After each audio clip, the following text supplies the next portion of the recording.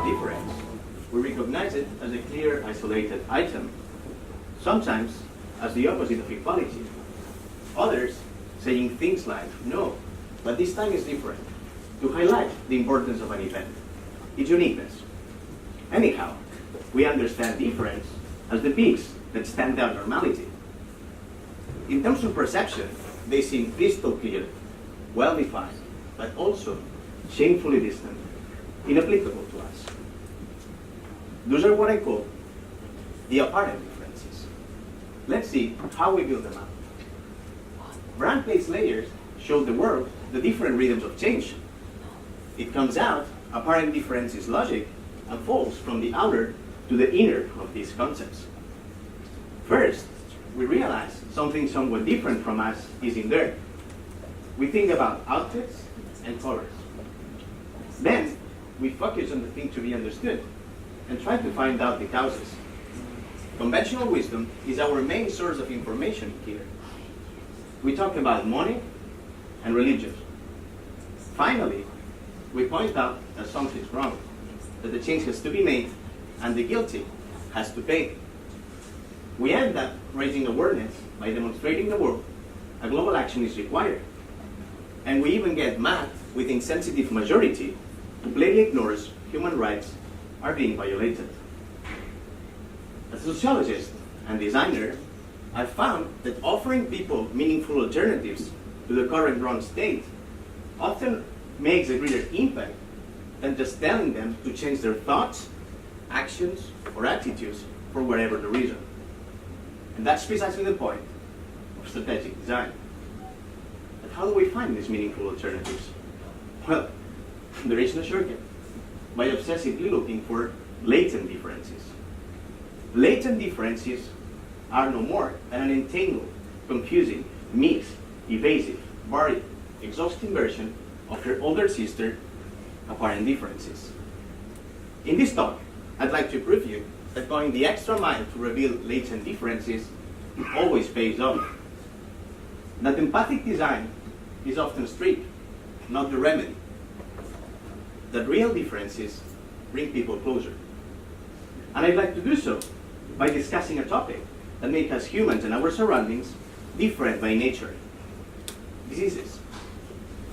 I will present you 3 disease-related projects we were involved. But before, let me tell you the challenges you face in bringing to light latent differences when it comes to business. 1. The brief provided is always solution-oriented, while your first task is to do a diagnostic and try to figure out what both your users and customers really need. Which leads to 2. Discussions with the client halfway through the project about unexpected business and design decisions shouldn't be avoided. They are super important. Just bring research outcomes to the table and do not frustrate much if the optimal conditions aren't met. Accept the fact most companies simply aren't ready for the real world yet. And 3, design with no research is not design. It's a lottery. And as professionals who believe the earth is not flat and that people's realities are key to designing meaningful alternatives, systematically reject projects that leave research out the equation. Research is key when designing, but also at finding cures for many disorders, especially the so-called rare diseases. So far, 6,000 types of rare diseases have been identified. We also know that 1 in 17 people will suffer from a rare disease at some point during their lives, 70% of this being children. That's the equivalent to the percentage of water in our planet. Meet Roger, an 8-year-old little guy with Paget, a disease that deforms important bones such as skull, hip, and spine, and often leading to paralysis. We were put in contact with many patients after RRDs came to us looking for a solution that embraced updated information and support for them. Doctors are in charge of the symptoms, but what about the exclusion the situation creates? At that point, regardless of final solution, gut feeling told us to adopt a patient-centric design approach. It was a no-brainer. Understanding the patient had to give us the answers we needed to decide how to tackle the project. It turned out they didn't even have the questions. In our visits, we were attended, with no exception, by the caregivers, whether because patients were impaired or children, and frequently both. For instance, Nuria, Roger's mom, wasn't only his hands and feet, but also his tongue. And just like her, other caregivers we talked to opened our eyes beyond appearances. So we understood that an accurate diagnostic, that is, naming the disease, is the only way to develop a treatment plan. Or as Nuria herself will pose it, at least now I know what he's got, and we can work on it. When you don't know what's going on, you feel like running in circles.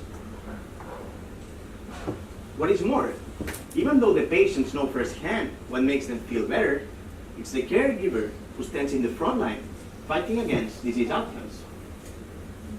So we were wrong. And I'm so happy we noticed the matter required a caregiver-centric design approach instead. And if you think about it, it was there, right in front of us, latent, waiting to be uncovered. But well, we got it. We had to reduce uncertainty, providing caregivers updated information and showing them other people in their same exact situation existed, showing them they weren't alone. So we connected them. Rare Connect is a social platform where caregivers can easily create a profile, and after a few questions about the patient, they can join both local and international group of people who share joy and sorrow. The platform also finds rare doppelgangers with whom users can better know each other, find comfort, and eventually share intimacies a face-to-face meeting would probably never prompt. Once the design was done, Ortiz introduced us to a Canadian university interested in taking the project a step further by including new research discoveries. Today, the mission is in their hands. But last news we heard is that the connection the platform creates becomes a close friendship among patients and, of course, among caregivers. There is always another Roger. There is always another Nuri. We didn't tell them to stop feeling bad for their situation. We didn't tell them to stop feeling strange. We found a way to show them their loneliness could be shared and connected them with people really, really similar. And that's something we can all relate.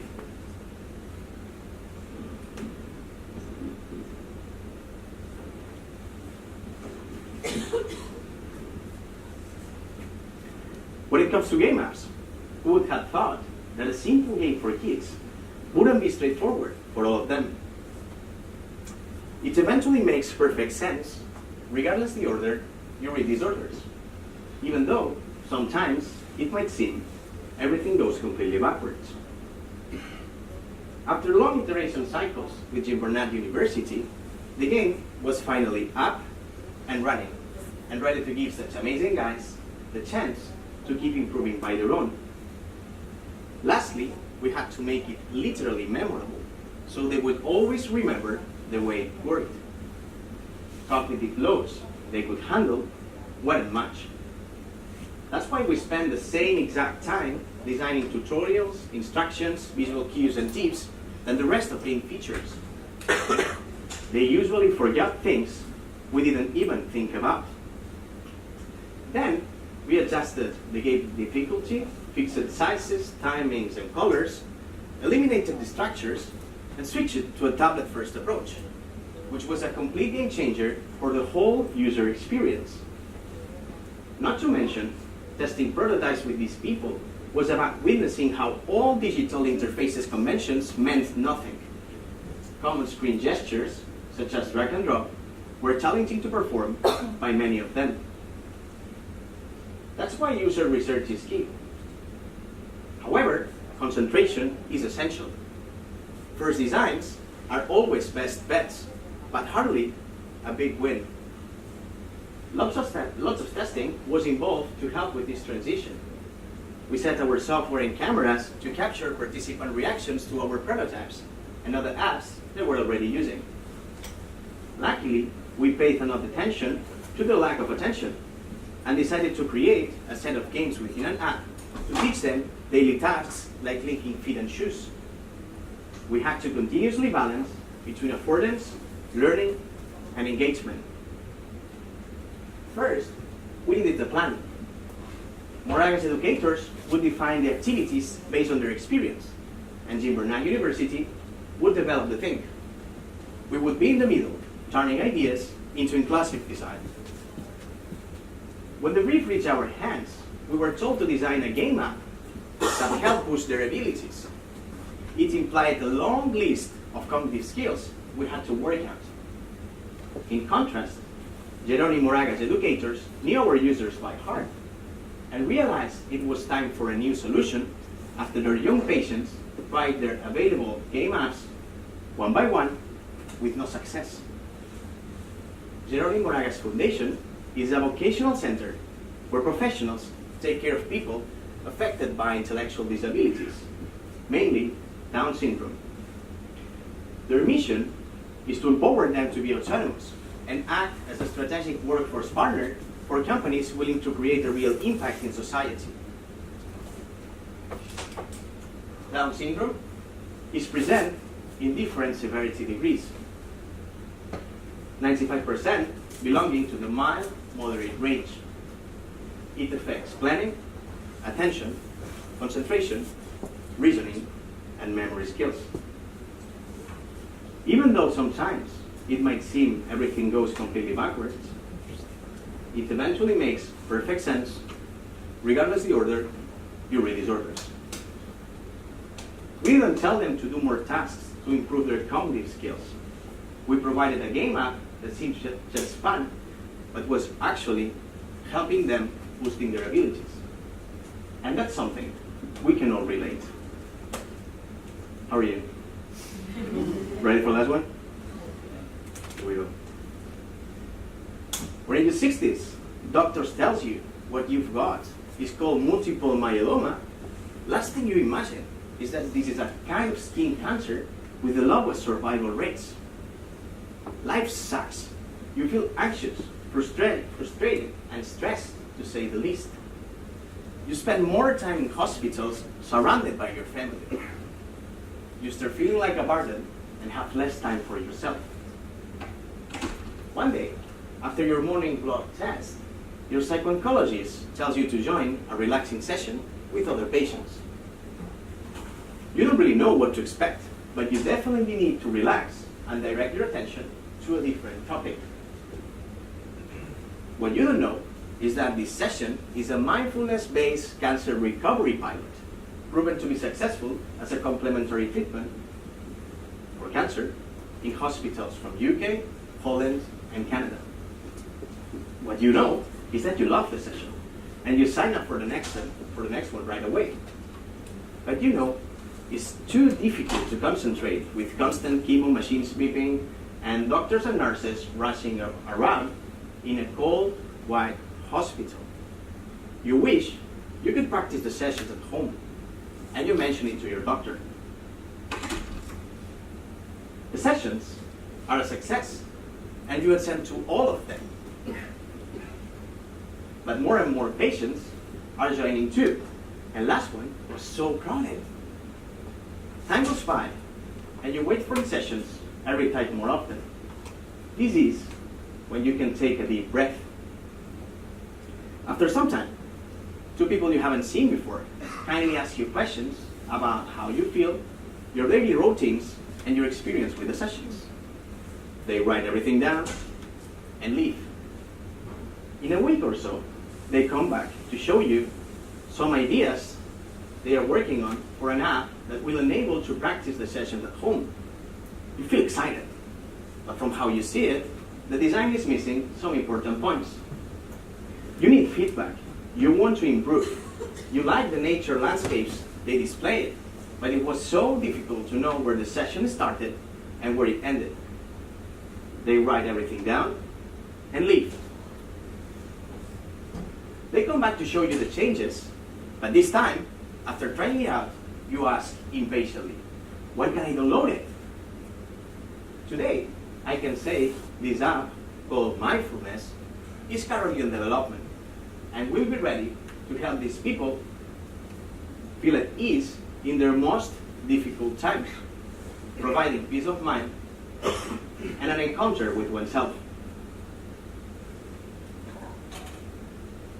We didn't tell them to stop feeling bad for their situation, that it wasn't their fault. We found a way to make them feel a little bit happier in their worst moments. And that's something we can all relate. Pause is the Catalan word for saying you can do it, to enable someone to do something. Next time you think about difference, I hope you remember this is just another form of equality, latent, waiting to be uncovered. In design, turning stops into pods is offering people meaningful alternatives. It is co-creating a future, embracing an old truth parents said, and we tend to forget. I am a human, and I think nothing human is alien to me. Or as I would pose it, design for something we can all relate. Thank you.